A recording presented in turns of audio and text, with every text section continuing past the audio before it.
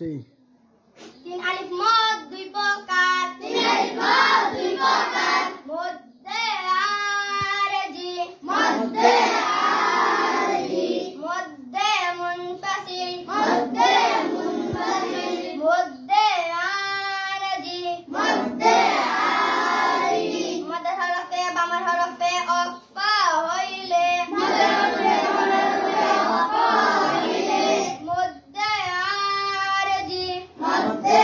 আরজি, ডান দিকের হরকতকে, ডান দিকের হরকতকে তিন আলিফ টানিয়া পড়িতে হয়, তিন আলিফ টানিয়া পড়িতে হয়, যেমন যেমন আল আলামিন, আল আলামিন,